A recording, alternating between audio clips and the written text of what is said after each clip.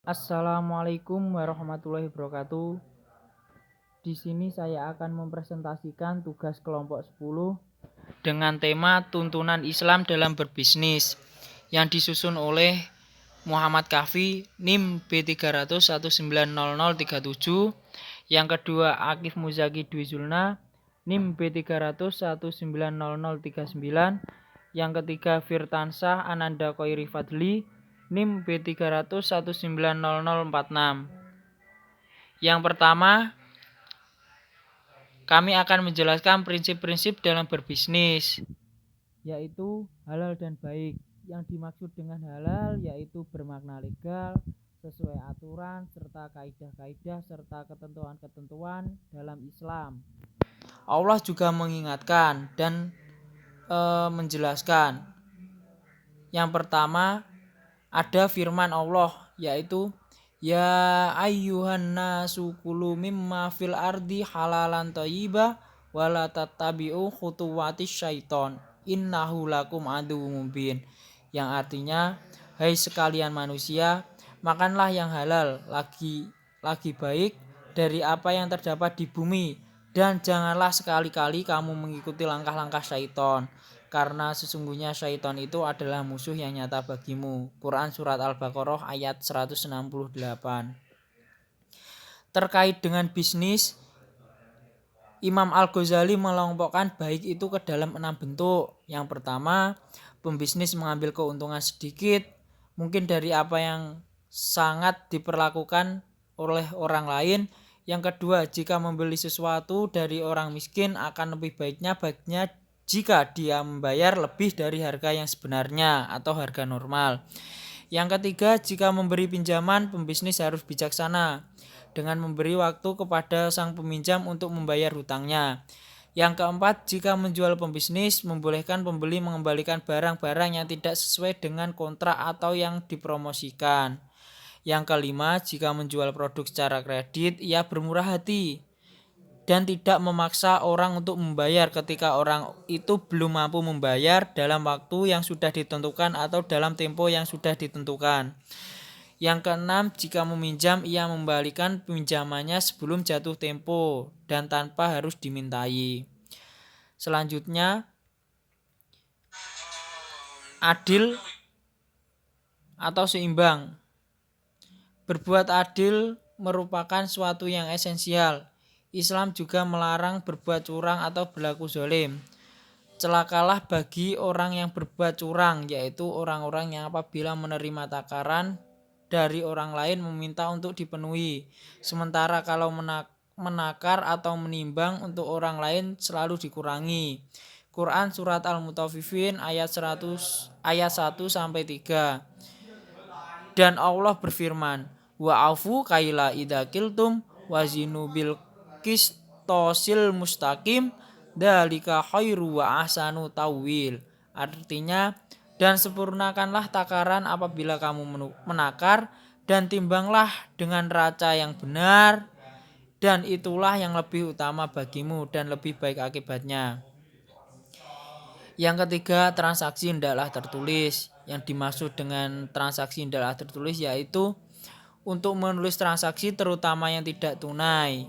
Hal ini sudah dijelaskan di Al-Quran, Quran Surat Al-Baqarah ayat 282. Yang artinya, hai orang-orang yang beriman, apabila kamu bermuamalah tidak secara tunai untuk waktu yang ditentukan, hendaklah kamu menuliskannya, dan hendaklah seseorang penulis di antara kamu menuliskannya dengan benar, dan janganlah penulis enggan menuliskannya sebagaimana Allah yang mengajarkannya. Maka hendaklah ia menulis, dan hendaklah orang yang berhutang itu mengimlakan apa yang akan dia tulis.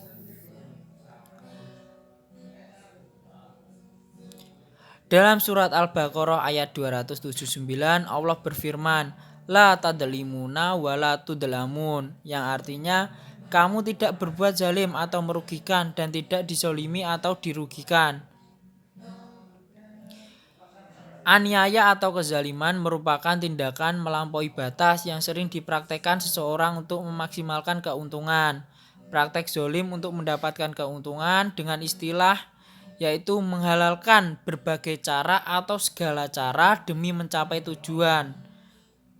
Dan perbuatan zalim menjadi faktor penyebab seorang mengalami kerugian besar atau bangkrut kelak di hari kiamat nanti.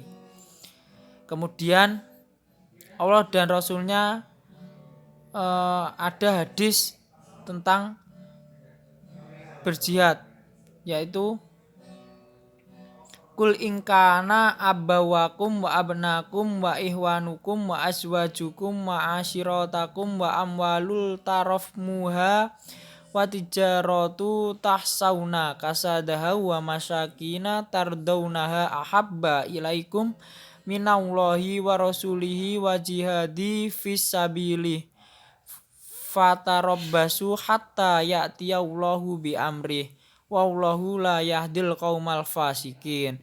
Yang artinya, katakanlah jika bapak-bapak, anak-anak, saudara-saudara, istri-istri kaum keluargamu, harta kekayaan yang kamu usahakan, perniagaan yang kamu khawatiri, kerugian, dan tempat tinggal yang kamu sukai adalah lebih kamu cintai dari Allah dan Rasul-Nya dan dari berjihad di jalannya, maka tunggulah sampai Allah mendatangkan keputusannya.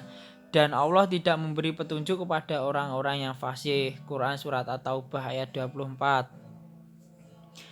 Berikut ini beberapa prinsip dan etika bisnis dalam Islam yang perlu diperhatikan oleh setiap muslim yang akan menggeluti atau sedang berusaha dalam bisnis. Yang pertama, keikhlasan. Ikhlas itu menjadi pondasi utama dalam setiap amalan. Dengan niat ikhlas, kebiasaan ada dapat berubah menjadi baik serta menjadi ibadah, dan itu menjadi nilai pahala di sisi alkoholik. Rasulullah SAW bersabda, sesungguhnya amalan itu bergantung kepada niatnya. Hadis riwayat Al-Bukhari, Muslim. Niat yang perlu untuk selalu dijaga oleh pelaku bisnis adalah keinginan dan tekad melakukan kebaikan untuk dirinya sendiri dan orang lain. Dan itu merupakan suatu hal yang penting dalam dunia bisnis. Karena kebaikan dalam berbisnis itu juga menjadi hal yang penting dalam menggeluti dunia bisnis. Yang kedua, ilmu. Setiap perbuatan senantiasa harus didasari dengan landasan ilmu. Imam Al-Bukhari juga berkata, ilmu harus didahulukan sebelum berkata dan bertindak.